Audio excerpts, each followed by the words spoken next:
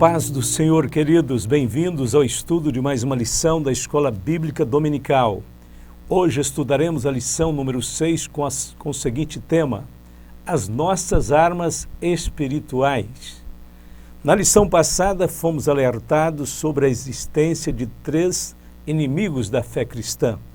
O apóstolo Pedro escreveu em sua primeira epístola sobre o sofrimento do cristão por causa do nome de Jesus.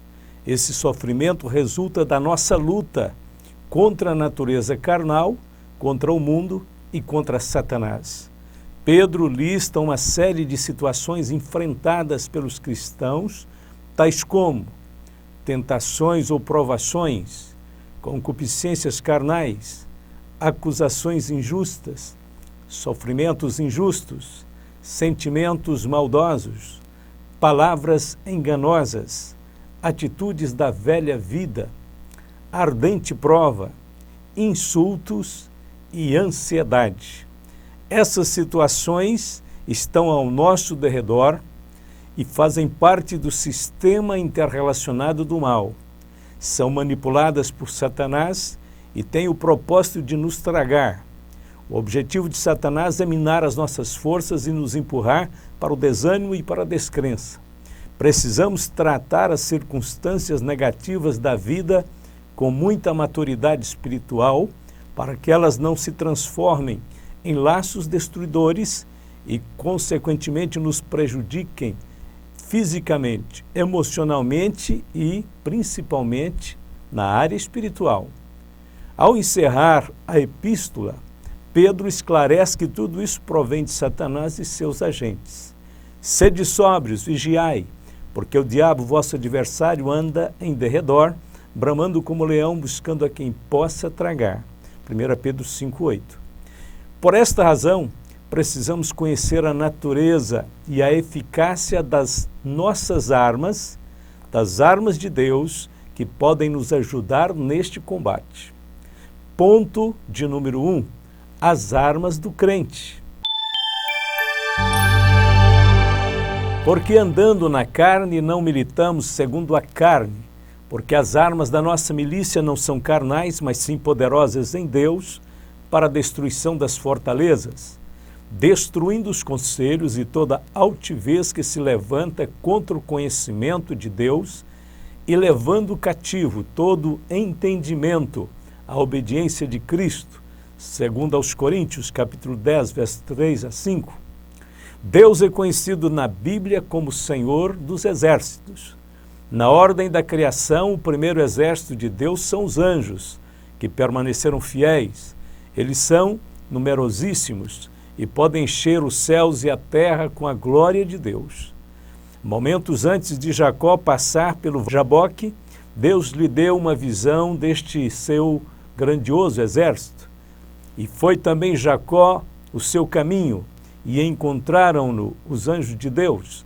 E Jacó disse, quando os viu: este é o exército de Deus. E chamou o nome daquele lugar Maanaim. Gênesis 32, verso 1 e 2. O segundo exército de Deus é a nação de Israel. Então partirá a tenda da congregação com o exército dos levitas no meio dos exércitos, como assentaram as suas tendas. Assim marcharão, cada um no seu lugar, segundo as suas bandeiras. Números 2,17. Enquanto Israel encontrava-se acampado junto ao Monte Sinai, Deus organizou o seu povo como um grande exército. Estabeleceu uma ordem específica para cada tribo e todos tinham que marchar sob a sua bandeira. E o terceiro exército de Deus é a igreja. Esta foi a visão que Salomão teve a respeito da igreja. Quem é esta que aparece como a alva do dia, formosa como a lua, brilhante como o sol, formidável como um exército com bandeiras? Cantares 6, verso 10. A igreja do Senhor é o único exército que marcha na terra triunfante, sem depender de armas bélicas, do poder econômico ou da força física. No decorrer dos séculos, reinos e nações têm se levantado e caído. A igreja, porém, tem permanecido de pé, não obstante todas as perseguições que tem sofrido. Qual é o segredo da sua força sustentadora?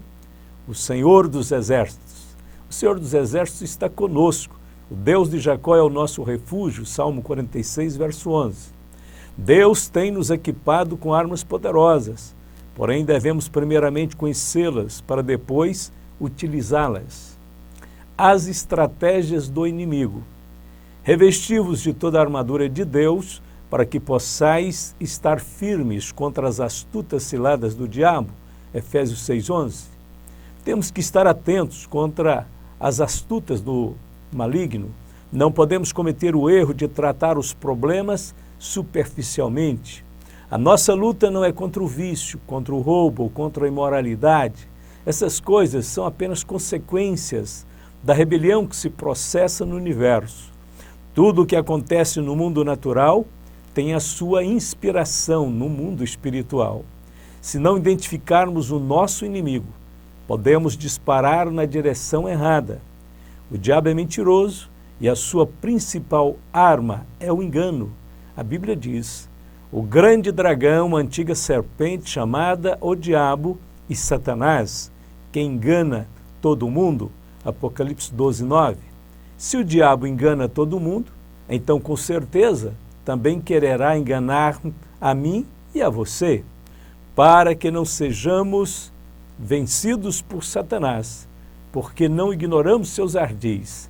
Este é um escrito de Paulo em 2 Coríntios, capítulo 2, versos 10 e 11. O chefe de toda a força do mal. Existe somente um ente maligno chamado Satanás ou diabo. Ele não tem o conhecimento de todas as coisas. Ele não pode estar em dois lugares ao mesmo tempo e também não pode fazer tudo o que tenciona fazer. Os atributos da onisciência, da onipresença e da onipotência pertencem exclusivamente ao Deus Trino. Não obstante as limitações de Satanás, ele é muito esperto e consegue manter o seu reino de trevas sob certo controle, tendo informantes no mundo inteiro. Até mesmo o apóstolo Paulo foi por vezes impedido pelo inimigo em seu trabalho missionário, pelo que bem quisemos uma e outra vez ir ter convosco, pelo menos eu, Paulo, mas Satanás não-lo impediu. 1 Tessalonicenses 2:18. Devido à sua força e autoridade na hierarquia do mal, Paulo chamou esse ser maligno de o Deus deste século, 2 Coríntios 4:4, príncipe da potestade do ar, Efésios 2:2. Não podemos acreditar que o reino das trevas seja tão bem organizado como muitas vezes ouvimos falar. Não existe qualquer possibilidade de harmonia e perfeição entre seres que estão vivendo em franca rebelião à perfeita vontade de Deus. A natureza de Satanás é totalmente corrompida e indigna de qualquer confiança, bem como a natureza de seus demônios. No passado, Deus usou a estratégia de fazer com que os inimigos de Israel se debatessem entre si mesmos. Isso aconteceu nos dias de Gideão. Tocando, pois, os 300 as buzinas, o Senhor tornou a espada de um contra o outro. E isto em todo o arraial, e o exército fugiu, Juízes 7:22. E também no tempo do rei Josafá, logo que começaram a cantar, o Senhor Deus causou confusão entre os moabitas, os amonitas e os edomitas, e eles foram derrotados. Os amonitas e os moabitas atacaram os edomitas e os destruíram completamente. Depois os amonitas lutaram contra os moabitas e os dois lados também acabaram se destruindo. Quando o exército de Judá chegou a um lugar alto no deserto, eles viram um chão coberto de mortos. Ninguém tinha escapado com vida, segundo Crônicas 20, versos 22 a 24. Então, a qualquer momento, o reino das trevas pode entrar em convulsão. Na realidade, só existe um reino que jamais será abalado, é o reino de Deus. Pelo que, tendo recebido um reino que não pode ser abalado, retemos a graça pela qual servamos a Deus agradavelmente, com reverência e piedade, porque o nosso Deus é um fogo consumidor. Aos Hebreus 12, 28 e 29. Ponto de número 2. As 3 armas espirituais do cristão. A palavra de Deus. Tomai também o capacete da salvação e a espada do Espírito, que é a palavra de Deus. aos Efésios 6:17. A espada, como figura da palavra de Deus, nos ajuda a entender a eficácia da Bíblia para desmantelar os projetos malignos. Ela é o instrumento do Espírito Santo, capaz de discernir os pensamentos e as intenções do coração. Porque a palavra de Deus é viva e eficaz e mais penetrante do que qualquer espada de dois gumes, e penetra até a divisão da alma e do espírito e das juntas e medulas, e é apta para discernir os pensamentos e intenções do coração, aos Hebreus 4:12. Uma atitude correta para com o livro do Senhor determinará o êxito de nossas batalhas espirituais. O que temos que fazer com relação ao livro do Senhor? Primeiro, devemos trazê-lo conosco, e o terá consigo, e nele lerá todos os dias da sua vida, Deuteronômio 17:19. Temos também que falar as palavras do livro. Não se aparte da tua boca o livro desta lei, Josué 1:8. Terceiro, devemos manejá-lo corretamente. Procura apresentar-te a Deus aprovado como obreiro, que não tem de que se envergonhar, que maneja bem a palavra da verdade, 2 Timóteo 2:15. Com respeito ao livro do Senhor, também temos ou devemos confiar em sua autoridade. Pela fé entendemos que os mundos pela palavra de Deus foram criados, aos Hebreus 11, verso de número 3. A segunda arma espiritual que temos é a oração. Orando em todo o tempo, com toda oração e súplica no Espírito, e vigiando nisso com toda perseverança e súplica por todos os santos, aos Efésios 6:18. A nossa oração deve ser em todo o tempo, com súplicas e vigilância. Nossa oração não pode ser egoísta, ou seja, voltada apenas para os nossos problemas pessoais.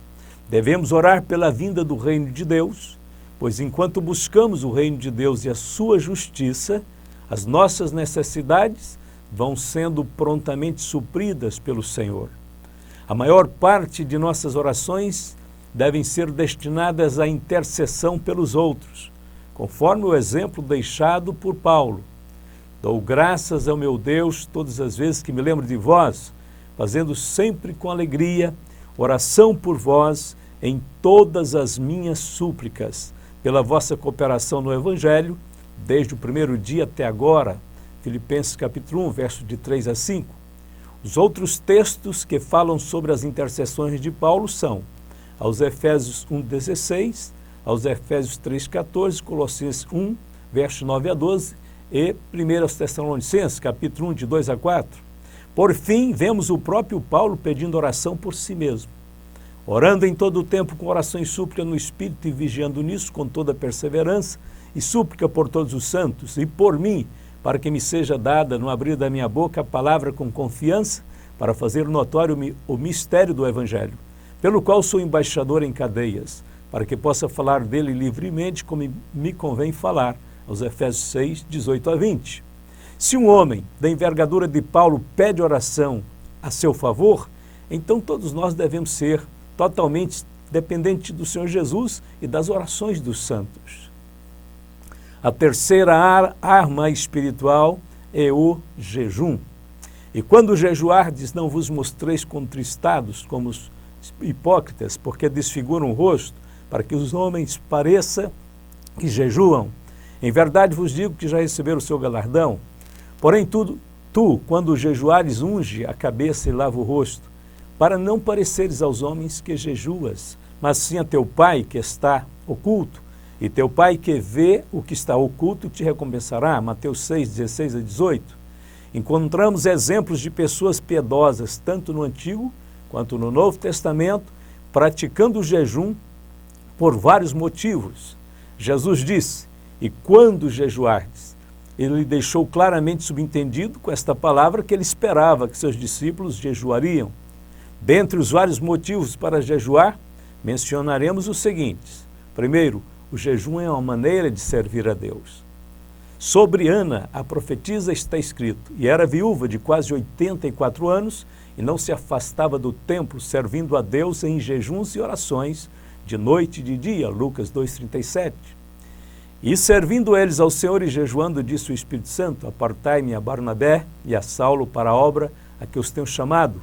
Então, jejuando e orando, e pondo sobre eles as mãos, os despediram, Atos 3, 2 e 3. Segundo, o jejum ativa o nosso discernimento espiritual. Daniel jejuou para ter mais clareza espiritual. Daniel 10, versos 2, 3 e verso 12. Terceiro, o jejum torna a oração mais objetiva e eficaz. E sucedeu que, ouvindo eu essas palavras, assentei-me e chorei, e lamentei por alguns dias, e estive jejuando e orando perante o Deus dos céus. Neemias 1, verso 4. Quarto, o jejum faz parte do combate espiritual.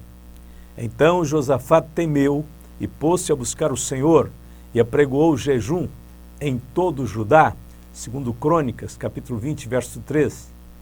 Quinto, o jejum nos dá acesso à unção do Espírito Santo. Conta-se que Jonathan Edwards passou 3 dias de jejum, orando de joelhos sobre o sermão Pecadores nas mãos de um Deus irado. A unção daquela pregação repercute até hoje. No Antigo Testamento, o jejum era uma forma de humilhar perante Deus. O dia da expiação nacional começava com o jejum de todos os moradores de Israel. A nação inteira expressava sua tristeza pelo pecado jejuando. No dia em que o sumo sacerdote entraria no Santo dos Santos, Levítico 23, versos de 26 a 29. A cidade de Nínive expressou a tristeza pelo pecado, jejuando, o jejum do arrependimento, porque esta palavra chegou ao rei de Nínive, e levantou-se do seu trono e tirou de si as suas vestes e cobriu-se de pano de saco e assentou-se sobre a cinza, e fez uma proclamação que divulgou em Nínive, por mandado do rei dos seus grandes, dizendo: nem homens, nem animais, nem bois, nem ovelhas provem coisa alguma, nem se lhes dê pasto, nem bebam água. Mas os homens e os animais estarão cobertos de panos de saco e clamarão fortemente a Deus, e se converterão cada um do seu mau caminho e da violência que há nas suas mãos. Quem sabe se voltará a Deus e se arrependerá, e se apartará do furor da sua ira, de sorte que não pereçamos? E Deus viu as obras deles, como se converteram de seu mau caminho, e Deus se arrependeu do mal que tinha dito lhes faria, e não o fez. Jonas, capítulo 3, versos de 6 a 10. Sexto, o jejum no Velho Testamento, no Antigo Testamento, era praticado nos momentos das grandes decisões espirituais. Esdras jejuou quando voltava do cativeiro babilônico, Neemias jejuou quando soube do estado calamitoso de Jerusalém, e Esther também jejuou pelo livramento do povo judeu. O jejum não é um negócio que fazemos com Deus, nenhuma maneira de tentar convencer Deus de algo que precisamos. Trata-se de uma atitude de rendição, onde trocamos algo bom e legítimo, que é a comida, por algo sumamente mais elevado, que é a presença de Deus. A prática do jejum expressa a nobreza do caráter que busca virtudes espirituais a fim de agradar a Deus. Ponto de número 3. Jesus Cristo, o nosso maior modelo. Vencendo o diabo com a palavra. Após o batismo, Jesus realizou seu primeiro ato ministerial, público, confrontando Satanás no mais elevado grau de guerra espiritual até então revelado. Antes disso, Satanás havia desfrutado de um poder muito amplo neste mundo. Satanás sabia claramente qual era o propósito da vinda de Jesus. Para isto, o Filho de Deus se manifestou para desfazer as obras do diabo, 1 João 3,8. Jesus enfrentou Satanás em seu próprio território. O termo deserto, no grego, éremos, significa um lugar de perigo mortífero, de poderes demoníacos. Era conhecido como um território de Satanás. Jesus foi até lá e disse: está escrito. Satanás foi derrotado, e o resultado desta batalha limpou o caminho para tudo quanto Jesus haveria de realizar durante os 3 anos seguintes, incluindo sua morte e ressurreição, vivendo em oração. Pelo que todo aquele que é santo orará a ti, há tempo de te poder achar. Até no transbordar de muitas águas, estas a ele não chegarão. Salmo 32, verso 6. A vida de oração reflete a nossa santidade. As pessoas que oram constantemente adquirem maior sensibilidade espiritual e podem detectar com mais facilidade as ações de Satanás. Paulo não queria que os cristãos de Roma fossem ajudá-lo fisicamente ou enviassem ofertas. Ele pedia para que orassem por ele e combatessem com ele em espírito. Rogo-vos, irmãos, por nosso Senhor Jesus Cristo e pelo amor do Espírito, que luteis juntamente comigo nas vossas orações por mim a Deus, para que eu seja livre dos rebeldes que estão na Judéia e que este meu ministério em Jerusalém seja aceitável aos santos. Romanos 15, verso 30 e 31. Orar é resistir, orar é combater no Espírito. Na oração entramos nas regiões celestiais e confrontamos o mundo espiritual. Nos momentos próximos à prisão de Jesus, ele disse a Pedro: Simão, Simão, Satanás pediu vocês para peneirá-los como trigo, mas eu orei por você, para que a sua fé não desfaleça. E quando você se converter, fortaleça os seus irmãos. Lucas 22, versos 31 e 32. Nenhum exemplo foi tão perfeito quanto o exemplo de Jesus. Por que podemos dizer isso? Porque Jesus dava prioridade à oração. A Bíblia diz: levantando-se de manhã, muito cedo, estando ainda escuro, saiu e foi para um lugar deserto e ali orava. Marcos 1,35. Jesus é o exemplo perfeito pelo conteúdo de suas orações. A Bíblia diz: Jesus falou essas coisas e, levantando os olhos ao céu, disse: Pai, é chegado a hora, glorifica teu Filho, para que também o teu Filho te glorifique a ti. O capítulo 17 de João inteiro registra a oração intercessória de Cristo por sua igreja. Trata-se de um dos capítulos mais lindos da Bíblia. Nele, Jesus expressa sua obediência ao Pai, fala da unidade da divindade e da pluralidade das pessoas, intercede pela unidade dos cristãos, pede ao Pai que os livre do mal e os santifique na verdade. Jesus ora por todos aqueles que haveriam de crer nele no futuro. Nesse caso, nós estávamos incluídos em sua oração. E por fim, Jesus pede ao Pai que todos nós possamos um dia estar com ele em sua glória. As orações de Jesus eram poderosas pela regularidade com que orava. Está escrito: e saindo foi como costumava para o Monte das Oliveiras, e também os seus discípulos o seguiram. E quando chegou àquele lugar, disse-lhes: orai para que não entreis em tentação. Lucas 22, 39 e 40. As orações de Jesus eram poderosas pela intensidade com que ele as fazia. A Bíblia diz: o qual nos dias da sua carne, oferecendo com grande clamor e lágrimas, orações e súplicas ao que o podia livrar da morte, foi ouvido, quanto ao que temia, aos Hebreus 5, verso 7. As orações de Jesus eram poderosas pela perseverança com que orava. Está escrito: e deixando-os de novo, foi orar pela terceira vez, dizendo as mesmas palavras. Mateus 26, 44.